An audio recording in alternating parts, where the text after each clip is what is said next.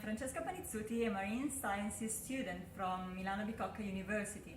My thesis project is conducted in collaboration with Tavolara, Punta, Coda, Cavallo marine protected area, and in the framework of activities related to the Marine Strategy Directive and the Interreg Mediterranean project MPA Engage, of which the MPA is partner, and that regards climate change and mass mortality events. Moreover, the project is co-founded by the European Regional Development Fund. My study started in 2020, and despite the ongoing global pandemic, I was able to conduct an experimental thesis based on field sampling thanks to the collaboration with the MPA. My study focuses on the effects of mucilaginous blooms produced by benthic microalgae on gorgonie and octocorals. In fact, benthic aggregates can suffocate the polyps of the corals.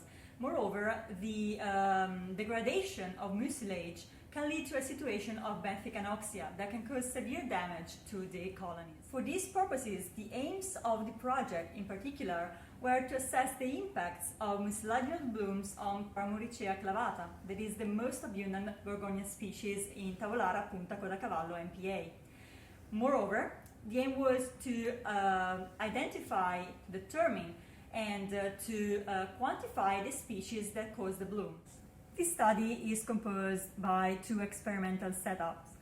The first regarding gorgonia injury evaluation, and the second regarding the determination and quantification of microalgal species causing the bloom. For injury evaluation, the living tissue branch length, the denuded branch length, and the length of branches covered with epibionts were evaluated from photograms taken by videos from the MPA. A procedural control was performed using the ImageJ program.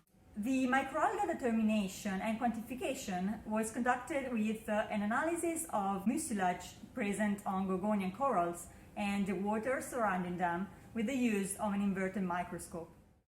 So I'm now preparing a sample for the analysis under the inverted microscope. This is water and mucilage sample.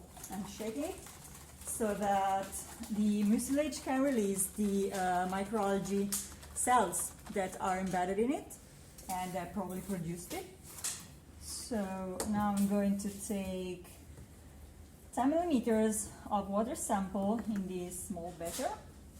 I actually need just 5 milliliters, so try not to take the, okay. And I'm transferring it in the sedimentation chamber. So here there is seawater with also, there is seawater with also microalgal cells.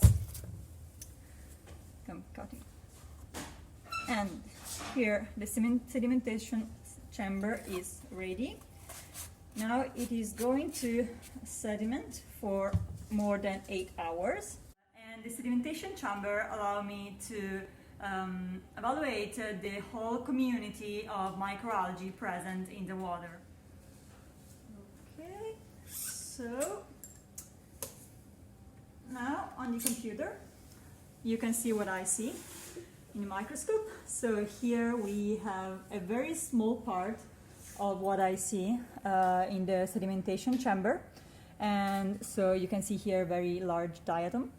And here, this is a cell of Cylindrotheca closterium. That is the diatom that I am going to count, that I am counting, because this is the one responsible for the mucilaginous bloom that I'm analyzing in my study. In my opinion, some quite interesting results have been acquired, even though analyses are still being carried out. Gorgonian colonies in Tavolara, Punta, Coda, Cavallo marine protected areas are for less than 50% damaged, and moreover, the kind of damage show no differences, meaning that probably the damage was continuous through the past years. The mucilaginous bloom appeared to be caused by the most abundant diatom species, that is Cylindrotheca closterium. This species has been found also in other studies like the one conducted in Tremiti Island, to be the most abundant and that causes the bloom. I found this project particularly interesting and important due to the fact that gorgonian corals are especially susceptible to marine microalgal mucilaginous blooms, and also because of the fact that these events are increasing through the past 30 years.